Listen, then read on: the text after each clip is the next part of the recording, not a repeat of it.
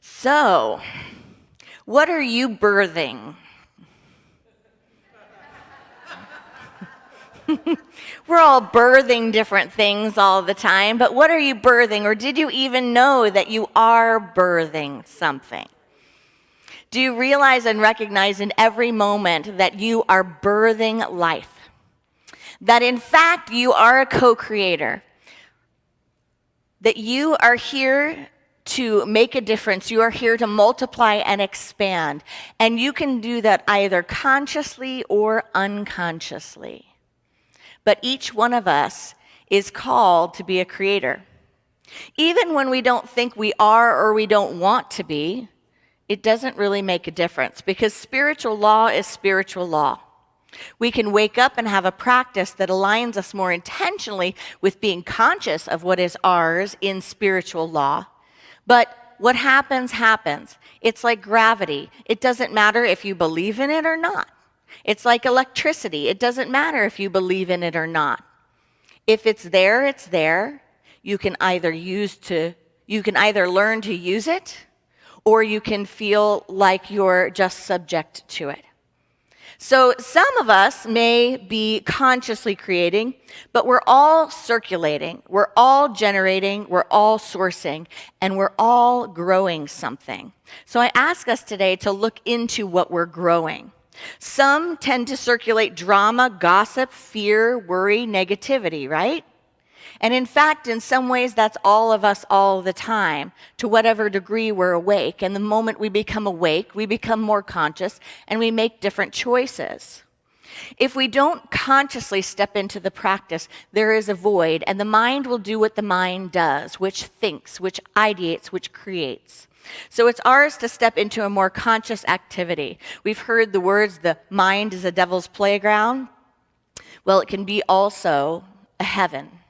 It can be a place where we get to step into our co-creative power. One of Unity's writers, Imelda Shanklin of the good old days, said, "Your mind is your world. Your thoughts are the tools with which you carve your life story on the substance of the universe. When you rule your mind, you rule your world. When you choose your thoughts, you choose results. Your life is what you think. Think straight, and life will become straight for you." Eric Butterworth asks us regarding this quote, he says, "Is this a startling idea to you? It should be startling and even disturbing. It should shake you to your very foundation, for our lives are founded upon our dominant thought habits."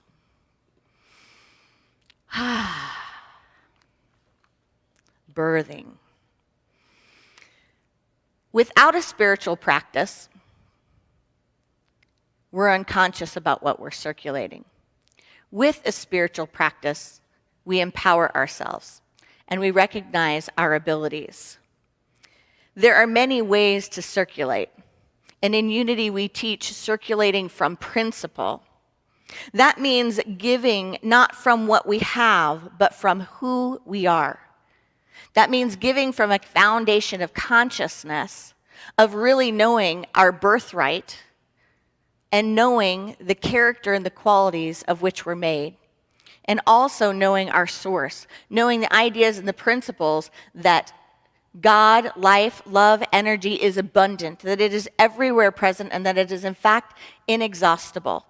And that to each one of us, there is unlimited spiritual substance.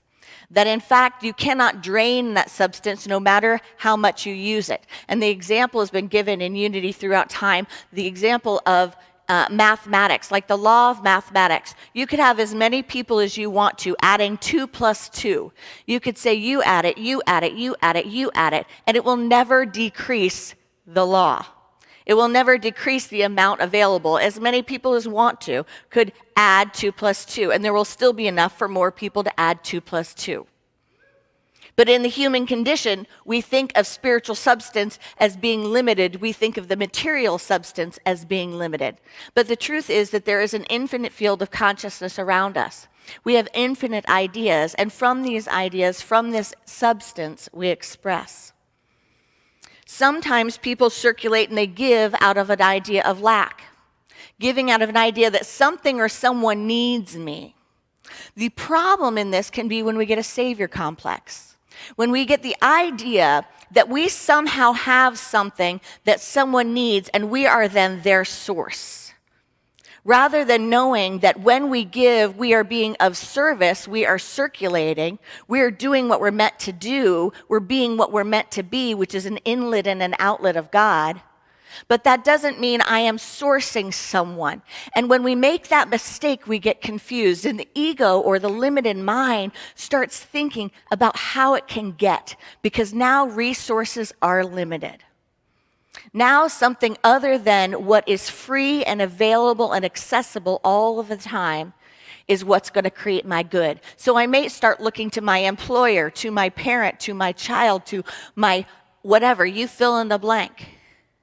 I might start looking to outer conditions to see what my inner beliefs are, to see what my inner worth is, and to see what my inner resources are.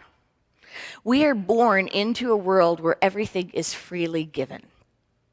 Everything, more than enough of everything. There is more than enough sunshine, there is more than enough food, there is more than enough water, there's more than enough air. And we're born without a guidebook and without rules. And it's freely given equally to everyone who arrives on this planet. It's only the human condition that sets up these rules around it, that allocates. And when we get confused in our allocating or our grabbing, we can take something that is abundant, that is flourishing, and we can create lack. In fact, we're pretty masterful at it, aren't we?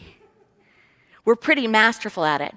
Marianne Williamson, in her book, The Divine Law of Compensation, says there are givers and there are getters. She says that in reference to a consciousness that we can be aware of, that we can birth within ourselves. A consciousness of giving is one that knows I am here, I'm in this gift of life, and I'm here to be continually circulating, continually giving it. And then there are getters, ones that believe in lack and limitation, ones that see me and mine, and that believe in the boundary of the skin, that believe in the boundary of the family, that believe in the boundary of the nation, that believe in even boundaries of the cosmos. And when we have those beliefs, when we don't believe in oneness, we step into limitation. And the moment we step into that limitation, we step into our jail and we lose our freedom. But when we give from principle, we give abundantly because we're giving of our true nature. We're aligned with our true self. We're aligned with what we really are. And when we step into alignment with what we really are, we multiply good. If you give when it's not needed, if you're responsible when you're not asked to be, if you love when it's not warranted, if you forgive when it's not required, if you pray when there's not a problem, what's the worst that can happen? An abundance of all things God, all things good. You will always be birthing something beautiful. Can we step into that spiritual practice where we don't look around to see necessarily, not that it's not good, it's good. Charity is good. But when we give only to places where we see need, only where we see lack. Can you hear that? We're seeing lack and thinking, there shall I give. But what if we were always giving to where I see spiritual nourishment shared, to where I see good shared, to what I want to expand, even when our eyes can't perceive the need? I was fascinated lately. A lot of you know that I am an environmentalist. And I was talking recently about straws. On Earth Day, we gave everyone in the sanctuary reusable straws because there's a thing going on with straws. And it may seem little, but A long time ago when I became a vegetarian, I was 19, and I remember someone saying to me once, it'll never have an impact, because at that time, it started for all different reasons, but one of them was my love for animals. And I went to the University of Colorado at Boulder, where you are very much exposed to all of the things that are really happening in the factory farming industry and everything. And I remember someone saying to me, I was a do-gooder tree hugger. It's never going to make a difference. There's never going to be enough vegetarians to even make a difference, ever. And now you cannot go to a restaurant without vegetarian options, right? And not only that, whether or not that's someone's practice, it has changed the way everyone looks at health and wellness, right? I mean, what we used to eat as meat and the quantities and stuff, it's just opened up a new door and a new conversation. So a lot of people make different choices and balance their foods different based on the information that we have. But one of the things that has been fascinating me lately is this thing with straws that get stuck in these turtles' noses. I mean, anyway, they shouldn't be in the ocean, but they are. They end up in the ocean. And if you think about even those little coffee cup things, those little individual coffee cup things, if you start thinking about all the little things we do, all the little straws, all the little coffee cup things, and where this stuff is ending up, and then you think about our children and our children's children in the future, you start wanting to do things differently. You start wanting to be more conscious and start wanting to say, wherever I can make a difference, even if it's a straw, let me do it. Let me just do it. So I was fascinated recently by the law of circulation and abundance around this idea of straws. There is a Kickstarter that came up. Does everyone know about Kickstarter? Kickstarter is when you have an idea, you have a vision, you want to make something, but you don't have the funding for it. So you get a prototype, you make your idea, you create your invention, and then you pitch it to the world. And when you pitch it, there's a couple conditions. I believe that you have to, hold on one second, go back one. Okay, no, go back. Yeah, okay. It's my little surprise. I'm bad at, this is like when I try to tell a joke, I give the answer before. So you make your invention, you make your prototype, and then you try to get funded for it. And you have a certain number of days to get funded. And if you don't get funded in that time frame, you don't get the money, you don't get any of it. So if you don't reach your goal by a certain time period, you lose all of the money. But this Kickstarter was on a straw. In that little keychain, there's a straw that pulls out, and it's a collapsible straw, and it even has a little cleaner and everything like this. But these two young people created this Kickstarter to try to solve the problems of turtles dying in the ocean from getting straws stuck in their nose and having to have helpers pull them out and rescue them, and all of the garbage. And it's amazing, the garbage that's created every year.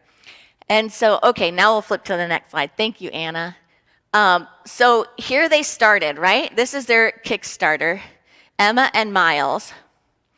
And you can see here that they had a goal of $12,500. That was their goal. That's what they said. In this amount of time, if we can raise this much money, we can start making this product. But they did a video and did everything to launch it. If you can't see that number right above it, it's $1,677,635 was donated by 35,541 backers, and that was with 62 hours of their campaign to go. Now, I took that snapshot on my phone when I was getting ready for this talk. Let's go to the next slide. I checked, and by the end of the campaign, they had over 38,000 backers, and over $1 million, almost $900,000. Now, thank you for those slides. Now, what they asked for was $12,500. Can you just imagine what they're thinking now? They're like, not only are we going to make straws, but we're going to do this and we're going to do that. An idea whose time has come is supported. There is no limit in the universe. No limit. Even for a seemingly small thing like a straw. When intention merges with principle, you get an abundance. What do you think motivated people to keep giving? What do you think motivated them to keep giving instead of stopping when they had enough? It feels good to circulate. And it feels even better to circulate from a consciousness of wealth, a consciousness of having, a consciousness of knowing that you're standing with and for something that you want to expand, that you want to acknowledge, that you want to generate more of. We have so many examples in this world of what we want less of. And guess what? A lot of what we want less of, we still give to, don't we? Each one of us. We still source, generate, and birth that which we don't really want to give to, that which we don't really want to see more of. We had a couple in our congregation have an opportunity to go to Europe for an environmental trip, and they did a GoFundMe for that trip, and they put their goal amount, and I watched it as it went up, and I hadn't made my contribution yet, but I was watching for fun, and my intention was to watch to see towards the end if they didn't make their goal, I'd make the difference in the amount. And they made their goal, and they went over their goal, and I can't tell you how much fun it was to be able to still give, because the principle of giving and what I believed in, that I believed in these people and what they were doing, and to be able to say, I know you have all of your expenses covered. Now this one's for you to do something special. We have a musician that came here the other week, Ellis, and she tells a story about how her income shifted with all of the shift and how records are made and sold and how online music happens and ripping and burning of CDs and this and that. And she has a family, and so touring, she tours all the time, but still touring is a whole nother thing. But how that affected her income. And so she jumped on board with a website called Patreon. And Patreon is something for a lot of musicians and artists. And it gives people the opportunity when you see someone at a gig, when you see someone at a show, or when you see someone's art, it gives you the opportunity to still kind of do the old school. Like, you know, the days where an artist was sponsored in a town, like they probably didn't even have to cook their own food. You know, probably someone was like, you're just crazy talented and crazy good, and we know you can't really take care of yourself, but just keep making your artwork, and you have a place to stay, here's your food, and all you have to do is do what you were created to do. It's kind of like our modern version of that. But you just give $5 a month. If there's someone you see that you believe in, you give $5 a month. And I remember years ago, I signed up for Ellis.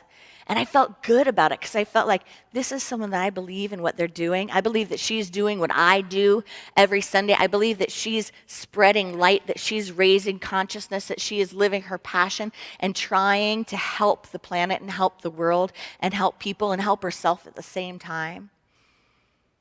And it seems so little. But when you put all of us together, and you do it together with other people, just like that Kickstarter, you have a massive impact. So can we step into that for a moment and recognize, just breathe into that. And I invite you to close your eyes for a moment. Just breathe into the idea that there is a collective consciousness, that we are not just ourselves doing our part, but in fact, there is a growing group of us, a growing number of us that value the same life and the same living. And when I say the same, I mean the diversity of the same principles in this life and living. And when we all step into alignment with our values, we become generators together. And the power of us generating together is immense. Just breathe into that power.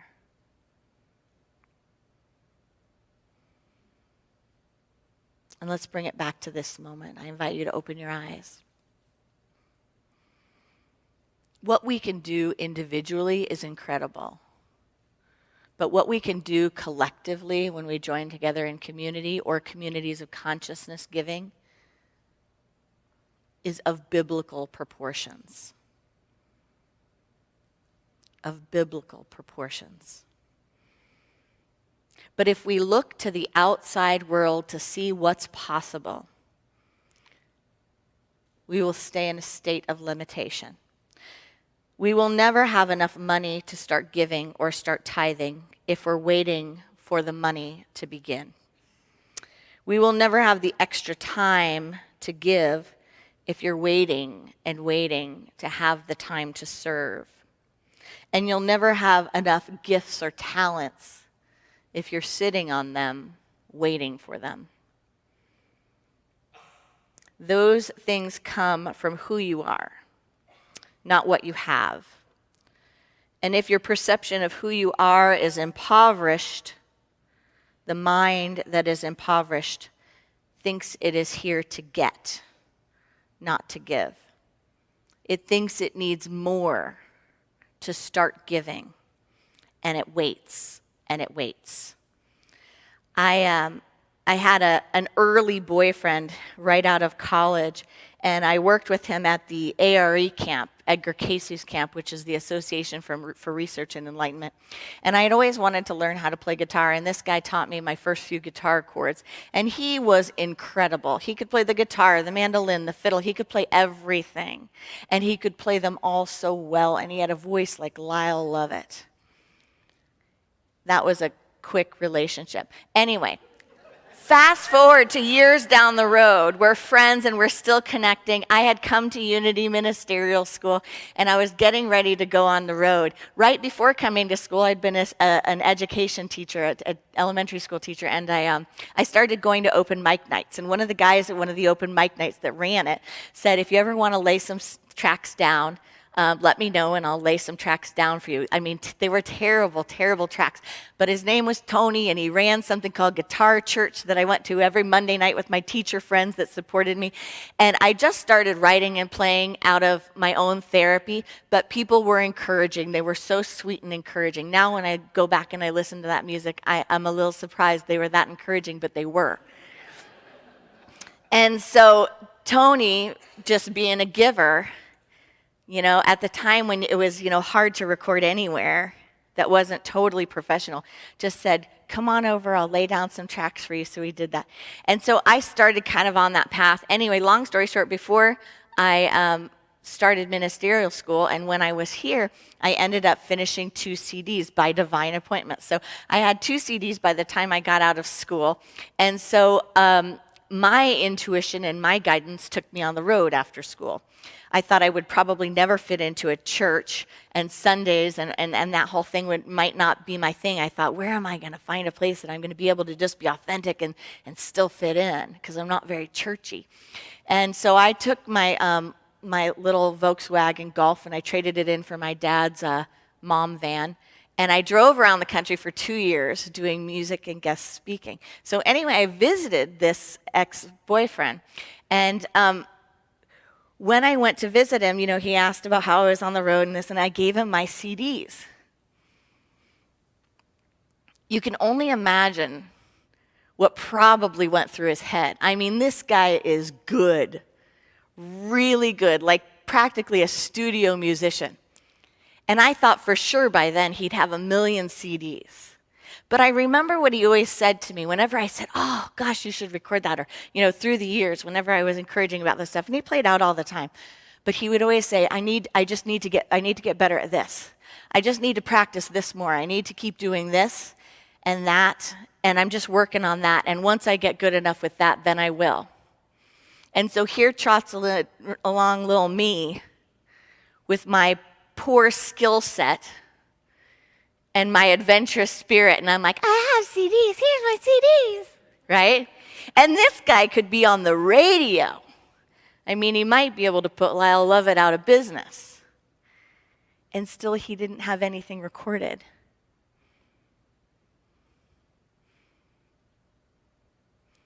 If we think we always need to get more in order to start giving, in order to start circulating, if we think we need to acquire, if we think we need to perfect, if we think we need to keep getting in order to start giving, we are actually making everyone else lose out, not to mention ourselves.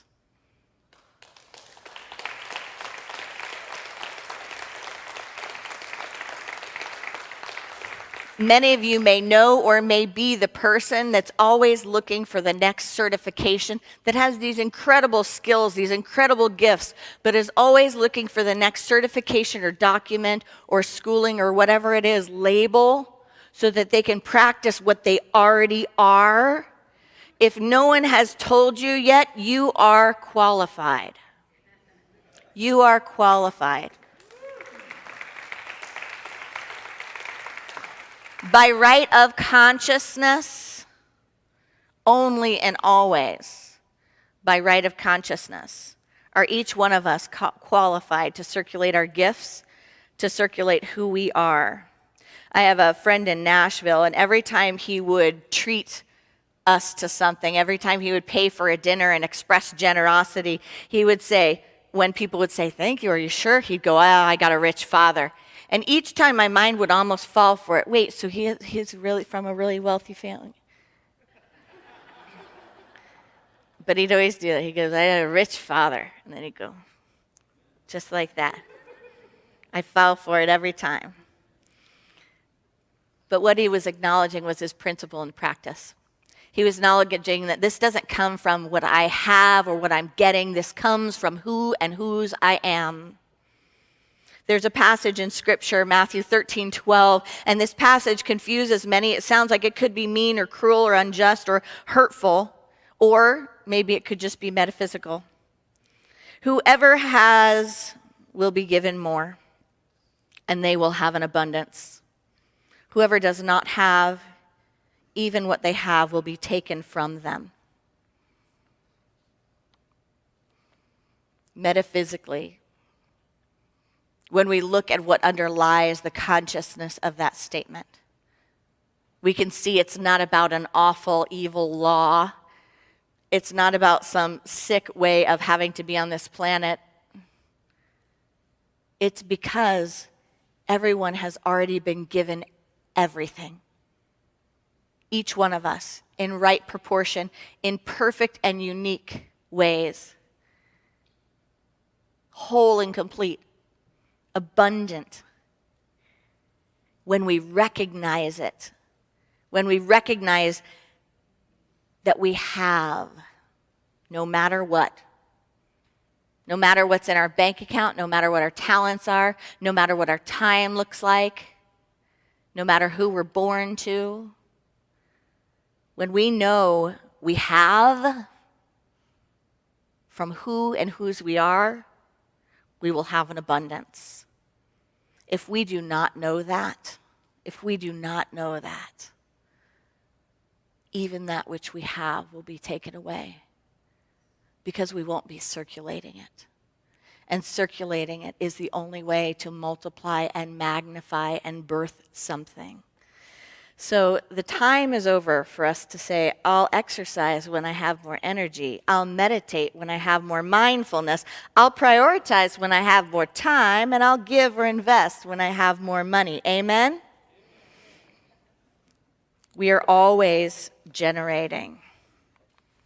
We are always qualified. And we are always birthing. And from Eric Butterworth, within you is the unborn possibility of limitless experience, and yours is the privilege of giving birth to it. Namaste.